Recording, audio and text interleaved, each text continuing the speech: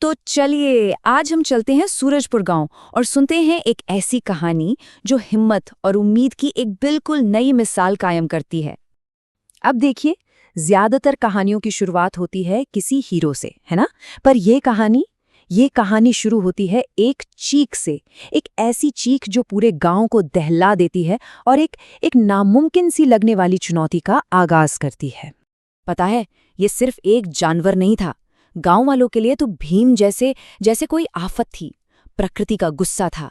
एक ऐसा दैत्य जिसके सामने बड़े बड़े जाने माने पहलवानों ने भी घुटने टेक दिए थे।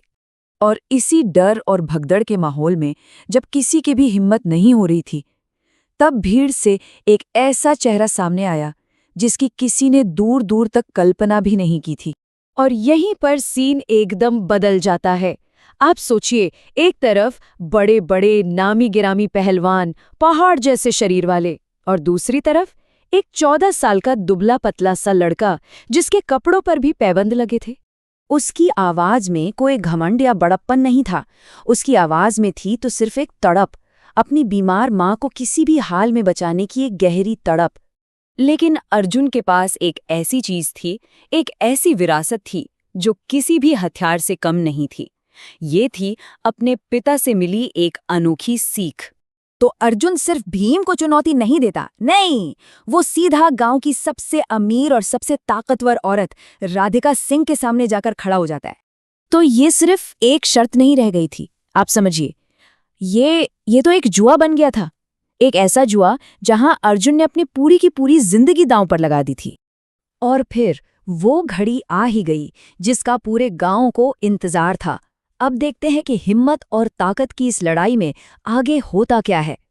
जहां हर किसी ने सोचा था कि अर्जुन भीम की ताकत का सामना ताकत से करेगा, वहीं उसने अपनी तेजी और फुर्ती से सबको हैरान कर दिया।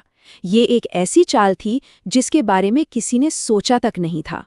उसके हर एक कदम के पीछे उसके पिता की दी हुई यही सीख थी जो उसके मन में लगातार गूंज रही थी और उसे रास्ता दिखा रही थी। वो उस जानवर से लड़ नहीं रहा था, नहीं, बिल्कुल नहीं। वो तो उसकी आंखों में देखकर, उसकी सांसों को महसूस करके उससे एक रिश्ता बना रहा था। और फिर वो हुआ जो किसी ने सपने में भी नहीं सोचा था। उस विशाल भीम को जीता नहीं गया, बल्कि उसे शांत किया गया था। आज अर्जुन ने अपने पिता की सीख को सच साबित कर दिया था। पूरा का पूरा गांव अर्जुन के नाम के नारे लगा रहा था। चारों तरफ जश्न का माहौल था। लेकिन कहानी में एक नया मोड़ आने वाला था। जीत तो मिल गई थी, इसमें कोई शक नहीं, लेकिन अब अर्जुन की असली परीक्षा शुरू होने वाली थी। मतलब जिस इनाम के लिए उस लड़के ने अपनी जान की बाजी लगा दी, वही इनाम अब कानून की एक छोटी सी लाइन की वजह से उससे कोसों दूर था। इस मुश्किल घड़ी में भी अर्जुन ने एक बार फिर ये साबित कर दिया कि उसकी लड़ाई दौलत के लिए कभी थी ही नहीं।